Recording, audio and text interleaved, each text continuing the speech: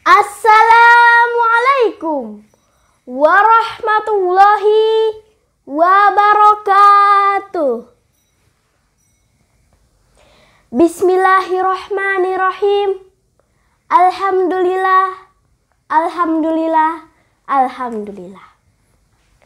Al-Qawiyil Ghalib, Al-Warisil Baisi Sikib, Wassalatu wassalamu ala sayyidina habibina wa syafi'ina wa qurrati a'yunina Muhammadin ibni Abdillahi la nabiyuna ba'duhu.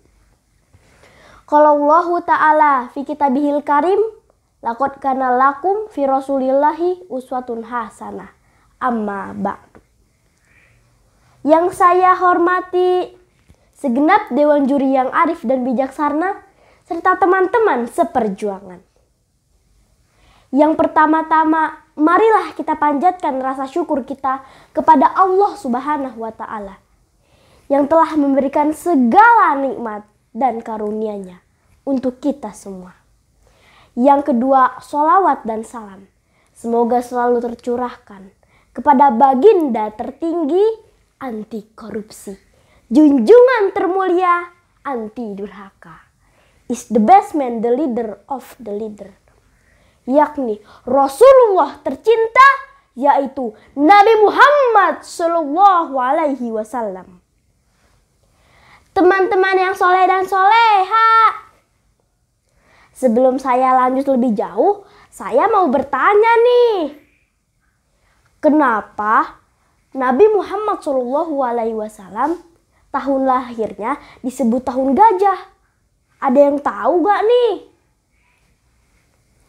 Karena Nabi Muhammad SAW lahirnya bertepatan pada penyerangan pasukan bergajah yang dipimpin oleh Abrahah bin Sabah, seorang gubernur jenderal Najasyi Habasyah yang ingin menyerang kota Mekah.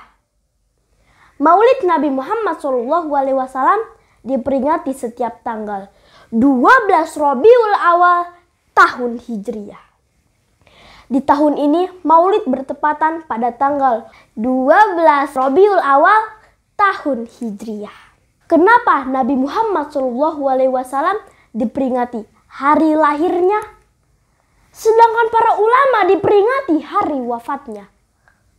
Pertanyaan ini cukup logis, maka perlu untuk dijawab. Apa jawabannya? Tidak lain tidak bukan karena Nabi Muhammad SAW mempunyai jaminan ma'syun, terjaga dari dosa. Jelas hingga wafatnya yang disebut min asil khair atau husnul khotimah. Perilaku baik hingga akhir hayat.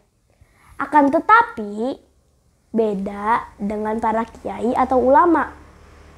Apakah mereka mempunyai jaminan sebagai para nabi ketika masih hidup? Apakah mereka diketahui akan meninggal dalam keadaan husnul khotimah? Apakah dari kecil hingga besar tetap menjalankan atau berbuat baik? Perhatilah, jelas semua itu tidak diketahui dalam hidupnya. Alhasil beda antara nabi dengan para ulama atau kiai umumnya. Orang hidup terkadang beramal baik, akan tetapi mendekati ajalnya perilakunya belum tentu baik.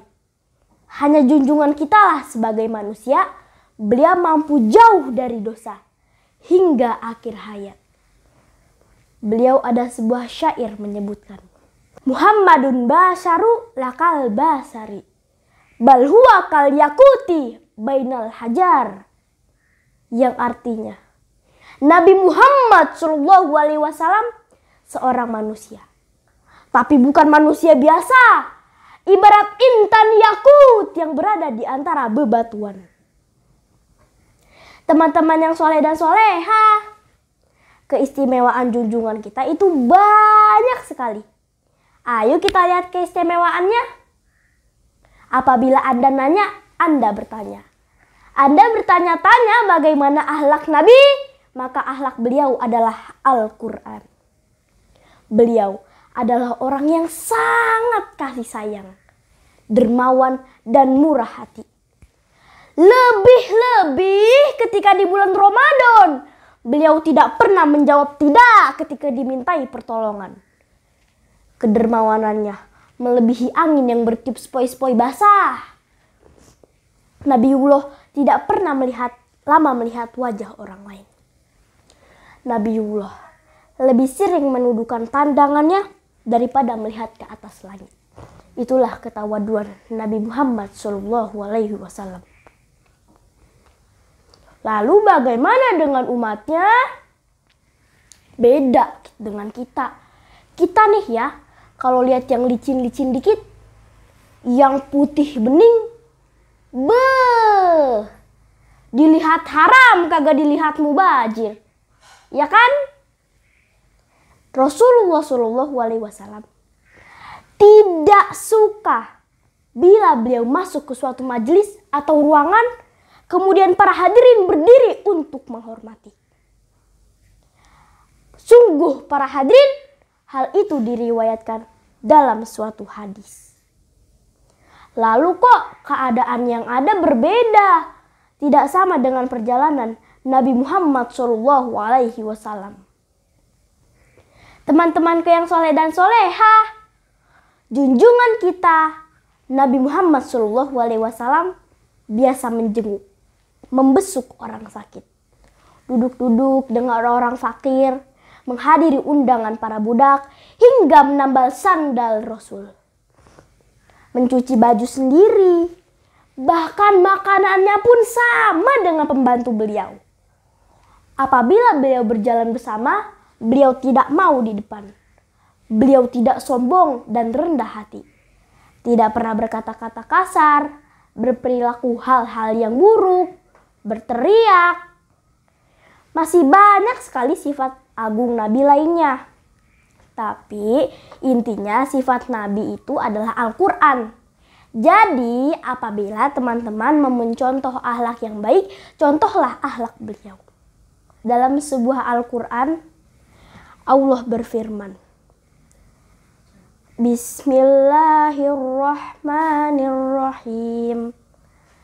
Laqad kana lakum fi rasulillahi uswatun hasanah lama kana yarjullaha wal yaumal akhir wa zakarullaha katsira. Yang artinya, sungguh telah ada suri tauladan yang baik pada diri Rasulullah, pada orang yang mengharap rahmat Allah dari hari kemudian, dan yang banyak mengingat Allah. Jadi, secara singkat, hikmah peringatan Maulid Nabi yang dapat kita petik adalah, marilah kita bersama-sama dalam melanggengkan, membaca sholawat sebab jasa-jasa beliau terhadap umatnya di seluruh alam.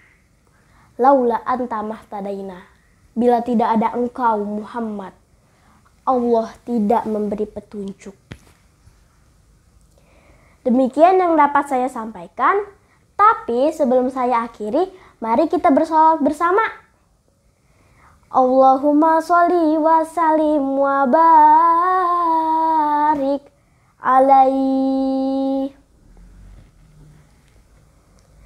Nabi putra Abdullah, Nabiullah Muhammad, Nabi kekasih Allah, Nabiullah Muhammad, Maulaya sholli wa sallim da'iman abadan ala habibika khairil khalqiku lihimi, manusia yang ku cinta Nabiullah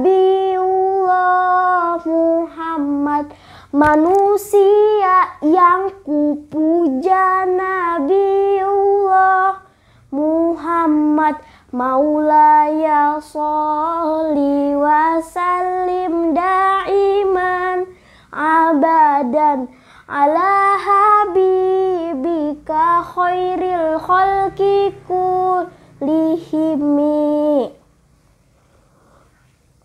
Kura-kura merangkak di atas tanah, merangkak hingga ke belakang rumah. Semoga pidato ini membawa berkah untuk lentera di alam barzah. Amin amin ya rabbal alamin. Saya akhiri dengan ucapan wallahu muwafiq illa aqwamit thoriq. Wassalamualaikum warahmatullahi wabarakatuh.